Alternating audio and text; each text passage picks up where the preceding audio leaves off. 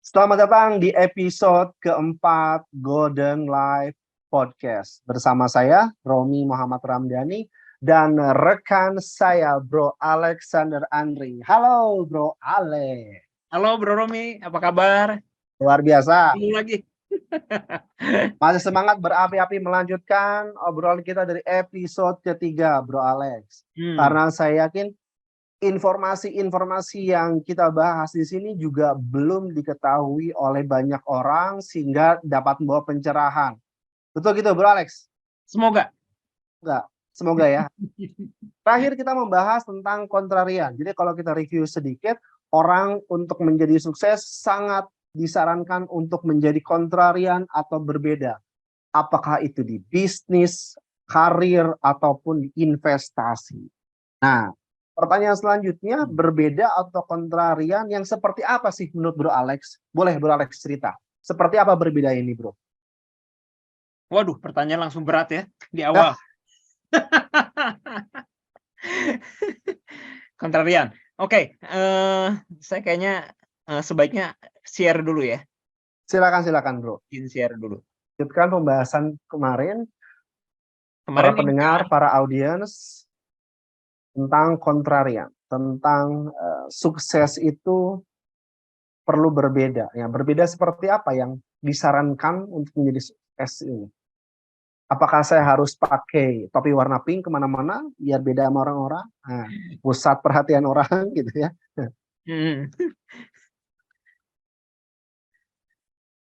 Nah, ini dia ya. Iya, betul juga. Jadi berbeda seperti apa ya? Iya, Bro. Iya. Kayak itu penting juga tahu. Jadi berbeda yang saya maksud adalah jangan jadi komoditas, jangan jadi rata-rata, apalagi di bawah rata-rata. Jadi jadilah di atas rata-rata. Jadilah keluarkan yang namanya uniqueness-nya atau keunikan. Genuine, genius. Ya, genius kan dari genuine sebetulnya. Ya, orang genius karena mengeluarkan keasliannya. Jadi genius itu bukan ya disebut berbeda, disebut kontrarian, ya karena nggak banyak. Tapi sebetulnya bisa. Nah, oke. Nah, sekarang kita lihat di awal kehidupan. Apa yang terjadi ya? Apa yang terjadi dulu? Kita coba sedikit flashback. Ya kan kita tidak hidup di masa lalu, tapi kita boleh belajar. Ya, jadi memori lah, jadi suatu kenangan supaya kita bisa ambil pelajaran. Ya. Ya, Nah, pelajaran. edukasi gitu. Nah, ini kan yang terjadi di awal kehidupan kita. Ya. Dipenuhi dengan reward dan punishment. Ya, hukuman harus. Ya, sering kali kita dengar kata harus. Ya. Nah, harus itu sendiri udah kalau kita lihat positioningnya atau posisinya, yang satu di atas yang lain. Berarti yang satu bos, yang satu bawahan. Atau yang satu master, yang satu budak. Ya, budak letik makanya kalau di Bandung kan. Budak letik, ya. Nah, artinya otoritas. Ya, ada yang mengharuskan. Artinya harus sendiri itu menggunakan kekerasan. Karena kalau enggak ada reward dan ada hukuman.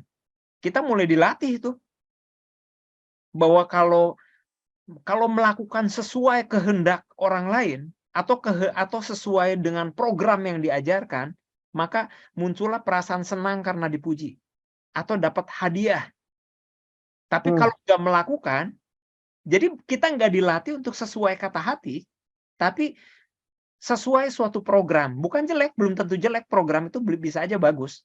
Tapi terikat dengan program, itu kita menjadi kaku. Dan tidak bisa bahagia lagi. Karena program tidak pernah ada dalam kondisi yang tepat. Jadi sesudah kita terjebak dalam suatu program, wah mulai berat nih bahasanya ya. Waktu kita udah mulai saya menjadi program gitu ya, udah hidup, udah di berbagai program udah dimasukin, maka sekarang saya mengharuskan kondisi di luar saya itu sesuai dengan program saya. Program ini yang sudah diajarkan ya, Bro ya. Kondisi luar tuh nggak selalu. Misalnya gini, orang itu saya diajarkan bahwa saya itu harus sopan sama orang. Dan Hmm. saya mengharapkan orang juga sopan sama saya. Oke. Kalau orang tidak sopan, maka saya tidak bahagia. Ada program di dalam saya yang menjerit bahwa kondisi luar ini harus diubah.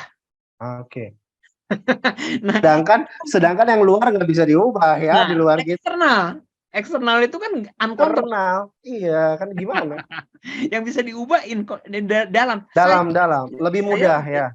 ya, masalahnya saya udah gak hidup. Saya udah menjadi robot. Saya udah menjadi program. Nah, ini semua di awal kehidupan kita diprogram. Kita ingin mengubah segala sesuatu yang tidak sesuai di luar. Itu capeknya luar biasa. Kadang bisa diubah. Kalau bisa diubah gimana? Yang terjadi adalah senang. Dan di situ saya udah memaksa lagi orang lain untuk ikut saya. Jadi saya udah lagi memprogram orang. Nah, di sisi lain, kalau nggak bisa diubah gimana? Saya harus menghindar. Nah, jadi capek. Kita melakukan sesuatu untuk berbagai hal gitu, untuk sedikit kesenangan. Karena hebatnya sistem ini, tiba-tiba memunculkan perasaan menang, perasaan senang. Nah, inilah awal-awal dari persaingan, perasaan ingin menguasai, ingin punya uang banyak. Kadang-kadang ingin memberi juga, hanya untuk kesenangan ini. Karena kalau saya memberi, maka saya dianggap baik. Bukan karena saya baik, tapi saya merasa baik kalau saya memberi. Itu pun bukan tulus, tapi hanya program.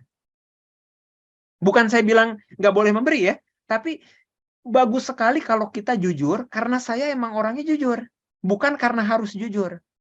Oke. Baik bukan karena harus baik, tapi karena saya emang dasarnya baik. Nah, inilah akibat dari hukuman, reward, kata-kata awas, kata-kata jangan ini, jangan itu, penghinaan, dan lain-lain. Itu membentuk kita, membentuk berbagai label. Kadang-kadang kita kalah, kadang-kadang kita menang, kadang-kadang kita diejek, kadang-kadang kita dipuji, dan itu diambil dan dianggap itu bagian dari diri kita, membuat kita makin berbeda dari orang lain. Ini bukan berbeda yang saya maksud unik, beda. Bukan itu. Tapi ini sebenarnya kesamaan, tapi kesamaan perbedaan identitas. Jadi kita menjadi seseorang yang berbeda dari orang lain. Saya menjadi diri saya menerima label-label saya adalah seperti ini. Maka saya menjadi Alexander Andri. Saya berbeda dengan Bro Romi. Bro Romi adalah Bro Romi, beda lagi dengan saya. Nah, itu akibat dari berbagai label tadi.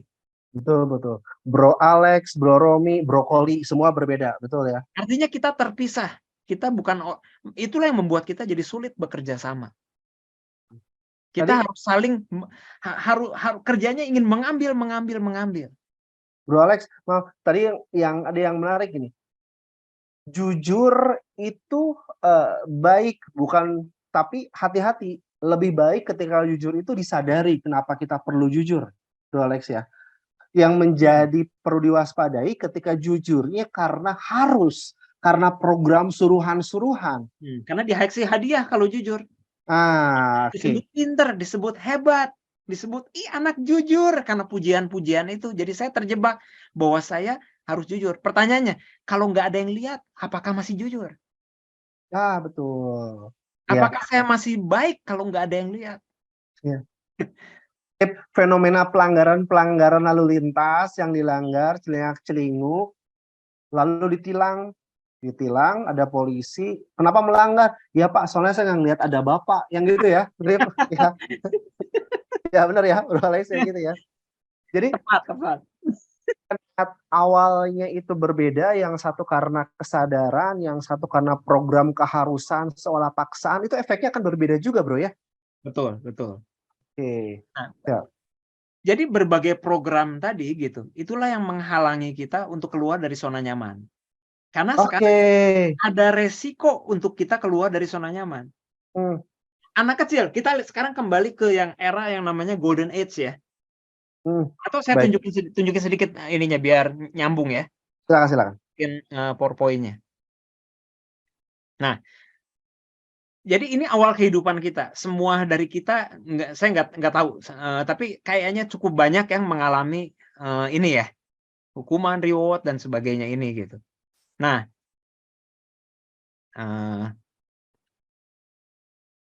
Jadi akar segalanya, ya saya sebut ini 5P.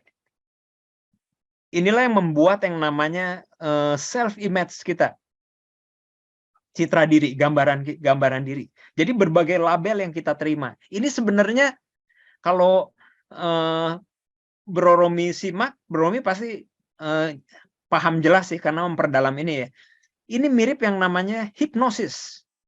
Cuma bedanya hipnosis itu kan kondisi tidur, hipnos ya. Nah, tapi ini bisa dalam keadaan bangun. Ini kondisi bangunnya. Tapi kalau kita deskripsikan apa itu yang namanya kekuatan hipnotis? Hipnotis itu adalah pengondisian atau kita menerima sesuatu yang tanpa dasar, tapi kita anggap itu sebagai kebenaran. Nah, itulah yang akhirnya membentuk seseorang atau membentuk saya. Oke. Nah, kalau kita pelajari lagi gitu, ada yang namanya 5P. Inilah yang membentuk gitu. Pertama, orang itu ada kerinduan, ada keinginan kuat sekali untuk menjadi pribadi yang sejati. Ini awalnya. Seorang itu sebenarnya pengen diterima apa adanya. Yang kedua. Yang ketiga, dari situlah karena sulit sekali diterima apa adanya, karena kita dibentuk terus di masa kecil, maka kita mulailah pengen pengakuan. Pengen diakui. Iya. Bro, jadi keingetan Bro Alex, ada rekan kita juga, Coach Dani namanya. Coach Dani juga membuat, seingat saya, ada jebakan di kehidupan. Salah satunya, seingat saya, ingin merasa diakui gitu ya, ingin mengatur segalanya. Sedangkan hal-hal itu kalau tadi kita bilang itu faktor eksternal dari kehidupan manusia. Kan yang lebih mudah adalah yang di dalam. Itu Bro Alex kan ya? Betul. Keingetan juga Bro Alex. Jadi memang di masyarakat seputar hipnosis, ketika ke hipno itu kan dewa tidur di Yunani.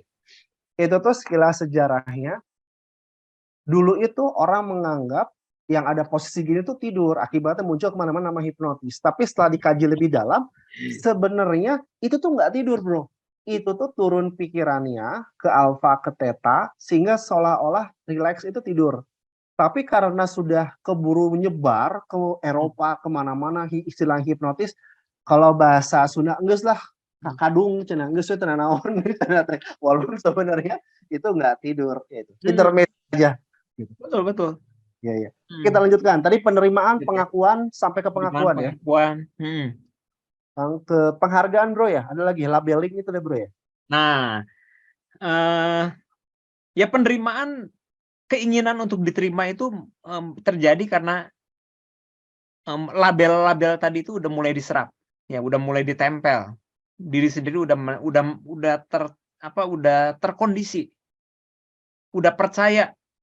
Walaupun belum tentu itu dasarnya tepat. Kita menganggap itu sebagai kebenaran. Nah, itu yang menjadi label, itu yang menjadi individu berbeda-beda. Nah, dari situ, makanya riskan sekali. Makanya parenting itu jadi penting sekali sebenarnya. Ya, parenting itu dimulai, parenting sebenarnya sederhana sekali, cuma ada 2 poin sebetulnya. Kalau disimpelkan ya, sebenarnya banyak poinnya. Tapi 2 poin besarnya adalah kita mensupport anak, kita menjadi contoh dari anak. Oke. Ya, mensupport apa? Mensupport mengeluarkan, menjaga kejeniusan si anak itu. Atau kegenuinan si anak itu. Keunikan dari setiap anak. Menggali misi kehidupannya dia apa. Apa panggilan dia yang terbesar di hidupnya. Bukan membentuk anak untuk kita, untuk saya sebagai orang tuanya, hidup kedua kalinya. Iya. Itu yang menarik. Soalnya Bro Alex, saya ingat saya punya di sebuah kampus, saya ada mahasiswi yang kalau saya perhatikan dia cerdas, tapi dia merasa tertekan. Terus saya sempat konfirmasi, kamu kenapa? Misalnya ada masalah, saya konfirmasi gitu. Dan ternyata kuliahnya itu karena keinginan dari ibunya. Ibunya itu Banyak enggak, tuh. iya, jadi ibunya itu belum berhasil ke sebuah jurusan. anaknya diminta ke jurusan ini. Gitu. Ya itu, ternyata yang seperti Bro Alex dikatakan tadi. Gitu. Kadang-kadang memang ada sebuah fakta di lapangan yang ketika kan parenting itu tentang ortu support anak, ini malah jadi kebalikan ya. Anak yang mensupport keinginan orang tua ataupun cita-cita orang tuanya ya. Ya ceritanya sih baik gitu. Tapi kan itu makanya penting parenting ya. Betul, untuk edukasi itu karena bisa jadi lagi-lagi orang tua juga belum tahu ada pilihan lain ya. Iya, Bro iya, Alex ya. iya. Nggak ada orang tua yang pengen anaknya menderita, pengen anaknya gagal, nggak mungkin. Semua orang tua sebenarnya pengen anaknya sukses, cuma dia nggak tahu karena nggak ada panduan untuk menjadi orang tua sukses. Yang diperlukan adalah edukasi-edukasi dari orang-orang yang punya tugas seperti kita ini mungkin ya Bro Alex ya. Untuk Semoga ini bisa menjadi informasi baru kan. Iya. Ya. Oke. Karena jadi kita yang pertama nggak berpikir ke arah situ gitu. Kan setiap anak itu katanya unik ya. betul. Tapi begitu brojol kan nggak ada buku panduannya. Exactly, nggak ada tiba-tiba sebentar dok, ibu ini ketinggalan bukunya belum keluar kan nggak ada ya Bro Alex ya. Betul. Nah makanya tujuan kita bikin Golden Life salah satunya kenapa kita pilih nama Golden. Dulu Great Life, tapi kita meningkat jadi Golden. Karena kita pikir golden lebih baik dari great. Apa yang lebih baik dari great adalah great itu kan luar biasa. Yang lebih baik yaitu golden. Golden itu emas bersinar. Oke. Nah, tadi yang pertama dalam diri setiap orang gitu. Itu yang mau kita keluarkan. Untuk keluar ortu support anak. Yang kedua tadi apa, Bro Alex? Setelah ortu support anak yang terpenting menjadi contoh. Menjadi contoh ya, teladan itu ya. Bukan mengajari karena kita boleh hafal satu library. Kita boleh ikutan banyak sekali kursus, tapi kita nggak berubah. Ya sama dengan anak. Karena kalau nasihat itu mengubah anak, gampang sekali bikin anak sukses. Kenyataannya enggak kan? Dan kebanyakan keluhan orang tua apa? Kalau kita bikin seminar parenting, kita di parenting di Golden Life ini udah lebih dari 20.000 orang tua yang ikutan program parenting kita. Dan kita selalu kumpulin pertanyaan gitu ya. Itu sekalian untuk survei sih. Sekalian kita untuk memperdalam gitu. Jadi kita punya data-datanya. Salah satu pertanyaan yang paling banyak adalah gimana mengatasi anak supaya anak yang tidak ikut nasihat. Nasihat itu tidak ampuh untuk mengajar anak. Karena anak nggak mau dengar nasihat. Anak itu melihat kita, mendengar, bukan mendengar juga sih, tapi mengamati saya sebagai orang tuanya. Betul. Iya. Jadi waktu saya punya masalah dengan anak saya gitu, itu masalahnya kemungkinan besar dari saya. Ngaku aja. Yang perlu diperlukan cermin dulu ya. Cermin untuk mau kita jangan-jangan kita bercermin bahwa ini jangan-jangan penyebab triggernya ada di saya gitu ya. Betul, Dan kerendah hatian untuk mengakui itu mungkin itu jadi berat juga ya Bro ya. Mungkin nggak semua orang tua mau mengaku juga. Kita harus jual satu produk, nanti produknya cermin Golden Life. Jadi kalau punya masalah dengan anak gitu, tinggal tunjuk cermin itu penyebabnya. Aduh. Nah, jadi kalau saya ingin sesuatu terjadi di anak saya dulu yang harus menjadi. Iya. Karena jadi ingat, saya pernah di masyarakat ada juga, ada seorang bapak ingin menyuruh anaknya berhenti merokok. Terus dilarang. Tapi yang menariknya ketika bapaknya itu membuat arahan, tapi bapak ini ngerokok gitu, Bro. Mohon maaf. Jadi kan mungkin sebaiknya kata anaknya, lah bapak ngelarang ngerokok, udahlah bagi-bagi asbak aja gitu ya mungkin ya, kira-kira. Omongan dari anaknya berbagi asbak. Saya ingat autobiografinya Mahatma Gandhi, tahu ya? Iya, gimana?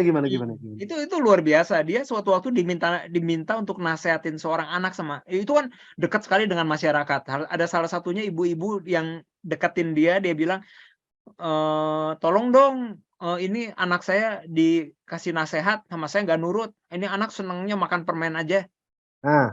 Dia termenung sebentar, udah gitu bilang, seminggu lagi ya datang ke saya bawa anaknya. Udah gitu anaknya dibawa seminggu kemudian. Di hari yang ditentukan. Terus Mahatma Gandhi cuma ngomong gini ke anaknya, makan permen tuh nggak baik, nggak sehat, merusak gigi kamu. Kamu pengen nggak sehat? Mau. Pengen nggak giginya bagus? Mau. Ya, jangan banyak makan permen. Ya, sebaiknya ganti makan buah, sayur. Iya, kata anaknya. Dan benar, sejak itu anak itu berhenti makan permen. Nah, ibunya bingung kan? Kenapa tuh bisa tuh? Ini kan orang suci kan? Nah, Iya. belakangan ibu ini penasaran, kenapa harus tunggu 1 minggu? Kenapa nggak langsung aja? Iya, ya. Kenapa tuh? Nah, kata Mahatma Gandhi, gini Bu, katanya, waktu itu saya juga doyan permen. Jadi saya harus berhenti dulu, katanya. Nggak bisa ya ngomongin hal yang masih dilakukan ya bro ya. Jadi dia berhenti dulu 1 minggu gitu. Energinya tuh nggak nyampe mungkin ya. Mungkin. Iya, iya, iya. Oke, Lanjut, oke, lanjut. oke. Kita tadi sampai mana ya? Sampai labeling bro, sampai akar segalanya tadi. Akar Oke. segalanya yang menyebab orang-orang terhambat untuk menjadi kontrarian itu kan ya, bener ya? Iya, iya. Nah, Gitu. saya sharing lagi ya. Silakan, silakan, silakan. Nah, pengakuan berikutnya karena ingin diterima apa adanya, pengen diakui ya. Ini mulai berat nih. Mulai pengen pengakuan, makanya anak kecil tuh sering lari ke orang tuanya. Mami, mami, mama, mama, ibu, ibu gitu, atau bapak gitu, sambil bawa gambarnya. Ini Iya. gambar gitu. Bapaknya sambil sibuk, oh ya bagus, tapi dia sambil di handphonean terus atau sambil laptop gitu ya. Nah, Tidak anak di ini itu anak ya. anak pengen diakui. Oke. Ya, cuma gambar gitu aja pengen diakui gitu. Ya. Berikutnya lebih berat lagi nih, pengen dihargai, pengen penghargaan. Makanya yang Bro Romi bilang tadi gitu, anaknya pinter, ngejar prestasi tapi kayak stres. Iya, karena dia dia berat sekali. Dia pengen pengakuan dari orang tuanya, dia hidup untuk orang tuanya, bukan untuk keinginannya sendiri, bukan untuk passion-nya. Hmm. Itu berat sekali. Dia hidup untuk memenuhi cita-cita orang lain. Ya. Nah, yang kedua, dia terjebak di posisi sering dibilang pintar. Itu berat. Oke. Karena dibilang pintar itu, maka dia harus mempertahankan pinternya tadi. Nah, dia udah masuk ke kondisi yang tadi, dia itu bukan passion-nya. Jadi dia butuh usaha ekstra untuk belajar. Dan yang kedua, dia punya ketakutan lain. Dia selama ini disebut pintar. Dia udah memegang label pintar. Oke. Karena dia udah pegang label pintar, dia harus mempertahankan label pintar tadi. Itu dua berat yang lain, gimana nggak stres? Ya. Jadi penghargaan ini masalah. Yang terakhir adalah semua orang ingin sebenarnya 2 poin ini, pribadi sejati dan pahlawan tadi. Jadi dua ini poinnya sebenarnya. Ya, pribadi sejati, pahlawan, kuncinya adalah pengakuan. Yang saya merahin ini. Oh, yang dimerahin itu kuncinya ya? Kuncinya sebetulnya. Setiap orang ingin jadi, tapi 5 ini masalahnya gitu. Ya, makanya saya sebut 5P ini membentuk yang namanya citra diri. Ada yang dipenuhi, ada yang tidak dipenuhi. Yang terakhir adalah semua orang bahagia sekali kalau dia ingin jadi kontributor. Jadi dasarnya setiap orang itu emang ingin memberi. Emang dasar dari alam semesta ini kan memberi. Matahari memberi sinar matahari, nggak peduli orang itu baik atau orang jahat. Yeah. Hujan juga memberi untuk orang yang jujur, untuk orang yang pembohong. Ya, nggak peduli. Hujan itu dicaci maki, kadang dipuji, dia nggak peduli, tetap aja memberi. Jadi dasarnya alam semesta itu adalah berkontribusi. Itu yang namanya cinta. Nah, dasar dari pahlawan adalah memberi. Memberi itu kan cinta. Makanya di Golden Mindset ada mindset ke-10 adalah giver, pemberi. Pemberi. Nah, yang berikutnya ini ya, ini. Nah, ini yang saya mau tunjukin. Kelihatan nggak yang ininya? Kehalangan sama gambar nggak? Sukses sama dengan personal dreams itu bukan? Iya, iya, itu bisa kebaca jelas ya. Kalau di saya soalnya kehalangan sama foto ini sama Aman. enggak ya? Ada bayi juga kelihatan, ada yang di bawah baju Oke. merah. Oke. Nah, kalau dilihat di sini sukses itu adalah perjalanan yang tadi ya. Sukses itu mencapai personal dream-nya. Apa dream yang benar-benar berharga, yang benar-benar diinginkan, misi kehidupannya, panggilan hidup dia. Jadi setiap orang itu genuine, unik, karena suksesnya setiap orang ini tidak tergantikan. Setiap orang ini hadir bukan asal, semuanya udah dalam rencana. Oke. Dan kalau rencana ini diikuti oleh orang itu, jadi orang itu hidup sesuai dengan kehendak pencipta, sesuai dengan penciptanya. Boleh enggak sih? Tapi Iya. ada kepuasan waktu kita mengikuti kehendak. Kok itu lucu ya bro ya? Hmm. Boleh enggak sih? Boleh enggak, kan pencipta Ya. kita tidak diktator. Tapi resikonya adalah konsekuensinya kita tidak bahagia, kita ngerasa ada yang kurang. Oke, lanjut bro. Nah, waktu mencapai sesuatu yang berharga, yang membuat dia bahagia, karena kita kan diciptakan sesuai dengan kodrat pencipta kita, yaitu pemberi. Ya. Cinta. Cinta itu kan tulus memberi, bukan pamrih. Bukan bersyarat. Nah, jadi yang namanya bertumbuh adalah waktu anak umur 5 tahun ke bawah lah, itu perkembangannya cepatnya luar biasa. Perkembangannya naiknya cepat sekali, tapi tiba-tiba mentok. Nah, di area tumbuh itu adalah waktu fantasinya, waktu imajinasi si anak itu luar biasa karena tidak dibatasi. Oke. Contoh ya. Katanya minimum 150 sampai 300 kali anak untuk belajar jalan. Harus jatuh dulu. Oke. Jadi gagalnya itu 150 300 kalian. Coba waktu dia gagal ke 10 kali dibilangin, "Kamu ini 10 kali nyoba nggak bisa jalan." Maka anak nggak akan pada bisa jalan. Sedikit banget, langka banget yang bisa jalan. Bener, iya. Belajar ngomong itu ngaconya kan lama banget.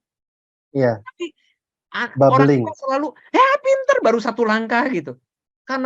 Karena isinya adalah kebanggaan, pujian yang tercermin di raut wajah, di nada suara.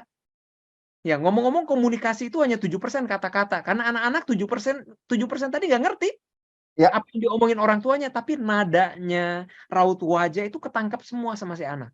Gestur ya, orang tua ya. Iya. Oke. Jadi 93% komunikasi itu adalah di luar kata-kata. Iya. Makanya hewan juga tahu orang yang sayang sama enggak. Iya. Kalau bahasanya berbeda ya, satu berbicara, satu lagi meong-meong mungkin ya, tapi ngerti ya. Tahu, dan kita pun tahu gitu bahasa dari kucing piaraan kita, anjing piaraan kita. Iya. Nah, ini namanya dunia imajinasi ya. Jadi imajinasi bisa berkembang. Anak-anak boleh menghayal apapun. Dan orang tua terima. Tapi begitu usia sekolah, disekolahin, mulai di sini dibandingkan. Dan untuk pertama kalinya dalam hidup, anak-anak mulai tahu bahwa orang tuanya tidak bangga lagi sama dia.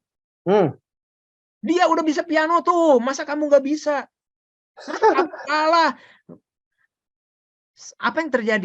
Apakah dia bangga digituin? Kemungkinan kebanggaannya malah turun. Gambaran dirinya apakah jadi baik? Enggak. Gambaran diri yang buruk menciptakan self-esteem, kebanggaan diri yang juga rendah. Kebanggaan diri yang rendah menciptakan confident yang rendah. Confident yang rendah membuat orang tidak bisa keluar dari zona nyaman. Karena keluar dari zona nyaman itu beresiko. Untuk bisa keluar dari zona nyaman membutuhkan orang yang confident. Confident hanya terjadi kalau orang itu punya self-esteem yang tinggi. Punya kebanggaan diri yang tinggi. Waktu ada challenge, waktu ada tantangan, orang akan berkata, I can, saya bisa. Orang yang confident-nya rendah, waktu ada challenge, ada tantangan untuk berkembang, dia akan bilang, I can, saya nggak bisa. Nah, jadi self-esteem ini tergantung dari gambaran diri. Self-esteem itu secara sederhana, percaya diri itu tadi bro ya? Self-esteem itu lebih ke harkat, martabat, kebanggaan diri kita gitu. Self-esteem ya, estimasi diri gitu. Oke. Mampu saya melakukan ini gitu ya? Kebanggaan. Orang yang bangga kan ngelihat challenge walaupun belum pernah, bisa saya. Gitu. Ya, Bro Romi nih kelihatan. Pede banget. Self-esteem itu kebanggaan. Kita hati-hati, itu sebenarnya kan self-esteem atau kebanggaan kata yang netral ya. Jadi bukan menjadi harus dijauhin bangga, tinggal levelnya seperti apa. Bener ya bro ya? Betul, Karena betul. kalau terlalu rendah, jadi orang nggak mau untuk action itu, betul ya? Tinggal Beda dengan nekat ya. nah, oke. Self esteem ini lebih confident untuk menangkap tantangan. Nah, masalah strategi itu adalah skill, beda lagi. Oke, Ya, kalau siap. ini lebih ke hubungannya dengan psikis, mental gitu ya. Ya psikis mental sama ya. Nah, sejak di sini anak-anak juga mulai jangan banyak menghayal kamu. Makanya anak-anak yang di umur-umur kecil itu punya yang namanya imaginary friend. Ya, oke. Ya dia seperti bicara dengan orang-orang, buat dia itu nyata. Jadi dia mudah sekali untuk komunikasi dengan banyak sekali hal termasuk bawah sadarnya. Jadi bisa menggunakan optimal seluruh kemampuannya. Nah, tapi sejak itu kemampuan kepekaan dan sebagainya itu mulai turun. Intuisi, imajinasinya mulai turun. Hmm, Apalagi mulai dengan pengajaran dipaksa untuk belajar secara logis. Padahal logis baru mulai berkembang di umur 7 tahunan. oke. Ya itu panjang, nanti khusus ya kita bahas itu. Tapi inti yang saya mau jelasin di sini, eee, begitu usia-usia sekolah ini, tiba-tiba terjebak di area kebingungan tadi. Ya karena orang tua tanpa sadar, nggak tahu bahwa itu membahayakan si anak. Itu menutup potensi jeniusnya. Sejak itulah golden age berakhir. Jadi Hmm, golden age itu bukannya memang kodratnya berakhir, tapi nasib. ya, Ada kondisi yang membuat dia berakhir. Nah, oke. anak-anak tanpa impian, tidak boleh menghayal lagi dan sebagainya. Padahal untuk membangun tujuan, membangun impian itu butuh imajinasi. Untuk membuat strategi itu juga butuh imajinasi. Untuk bisa memperkirakan ada problem apa nih di perjalanan, itu juga butuh imajinasi. Ya, Untuk ya. bisa memperkirakan kalau problem ini bakal muncul, gimana cara mengatasinya. Jadi untuk bisa membuat solusi dari problem yang belum terjadi, itu semua imajinasi. Nah, tanpa latihan imajinasi, maka mulai terjebak dalam kebingungan. Tidak punya arah tujuan, makanya bekerja buat apa? Hanya uang doang, nggak jelas tujuannya. Berkeluarga buat apa? Ya karena semua orang kan berkeluarga. Ikut-ikutan doang ya. Iya. Akhirnya terjebak dengan do, don. Dicarilah berbagai buku. Kenapa? Karena tidak punya tujuan yang jelas. Coba-coba sana, coba-coba sini. Akhirnya makin bingung. Oke. Kalau yang tulisan yang sebelah kanan tuh gimana? Oke. Ada conditioning, attitude, tuh gimana tuh? Ya. Jadi ini yang tadi kita bahas. Kenapa terjebak kebingungan? Karena di sini mulai punya berbagai label, mulai mulai memegang, mulai memiliki banyak ketakutan dan ketakutan ini nyata walaupun tidak ada. Ya, Tapi kan bawah sadar itu nggak pernah tahu apa yang namanya nyata sama nggak nyata. Mulai ada yang namanya keraguan. Kenapa ragu? Ya karena takut. Cikal bakalnya adalah takut. Takut dihakimi. Kalau mencoba nanti gagal gimana? Kan dibilang bodoh. Mulai takut mencoba. Mulai kalau mencoba sesuatu nanti dibandingkan. hmm, Ya kalau nggak mencoba gimana? Kalau mencoba gimana gitu. Jadi serba ragu. Dan kondisi-kondisinya banyak sekali kondisinya negatif. Ya sikap-sikap yang negatif, mulai bersaing, mulai bukan kerjasama. Padahal di zaman sekarang kalau dilihat di dunia bisnis ya, itu rata-rata perusahaan Fortune 500 itu bekerja sama lebih dari 237 perusahaan besar lainnya. Gila nggak? hmm. Perusahaan 500 besar dunia loh. Itu jagoan bekerja sama dengan ratusan perusahaan lain. Nah, kita dikasih mental bersaing. Jadi masih kecil aja udah saling sikut sana sikut sini. Harusnya kan saling kerjasama, saling memakmurkan. Ya. Oke. Ya, pengalaman-pengalaman negatif ya di hukum dan sebagainya, kata-kata harus tadi, ya pengaruh-pengaruh negatif yang tanpa disadari, walaupun semuanya tanpa sengaja pasti ya. Nggak ada guru, nggak ada orang tua yang sengaja ingin anak-anaknya gagal. Ya, mulai hidup tanpa prioritas, mulai kesulitan fokus karena nggak passion ya dan sebagainya dan sebagainya. Gitu Bro Romi. Siap. Bro Alex, jadi di episode keempat ini kita udah mulai akhir-akhir episode keempat. Bro, saya review dulu mungkin ya. Di Oke. episode keempat ini kita awali dari ketika orang memilih untuk jadi kontrarian, kontrarian dalam karir, bisnis, ataupun investasi, kontrarian yang seperti apa? Kan keunikan yang seperti apa? Atau pertanyaan selanjutnya, kenapa orang-orang tidak banyak yang berbeda, tidak kontrarian? Ternyata penyebabnya adalah adanya labeling tadi ya. Adanya labeling dimulai dari pribadi sejati, penerimaan, pengakuan, penghargaan, dan labeling untuk menjadi pahlawan, sehingga menjadi tanda kutip beban untuk orang untuk menjadi berbeda. Gitu ya, Bro Alex? Atau ada tambahan lain untuk Betul resume dari sekali. episode keempat ini? Oke. Ada tambahan, Bro? Sekali. Untuk resume-nya, kira-kira hal penting apa yang Sebenarnya ada ditekankan? satu poin penting, tapi nanti berikutnya deh ya, karena itu butuh agak mendalam dibahasnya. Untuk kita perlu sadar ada potensi yang luar biasa dalam diri kita. Makanya itu makna dari Golden Life.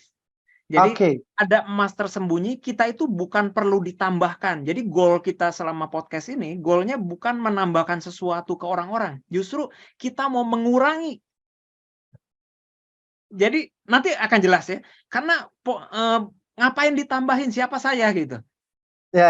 Pencipta kita udah memberikan potensi yang justru sangat berlimpah luar biasa. Nah, itu mungkin kita bahas berikutnya ya. Jadi dalam sekejap gitu, begitu kita tak punya, batasannya cuma pengetahuan aja. Begitu kita punya pengetahuan ini membawa kesadaran.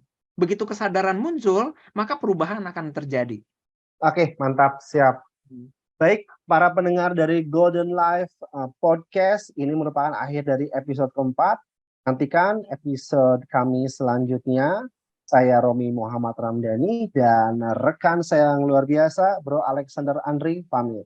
Sampai jumpa di episode selanjutnya. Terima kasih, Bro Alex. Sampai nanti. Sama-sama, Bro Romi. Sampai ketemu.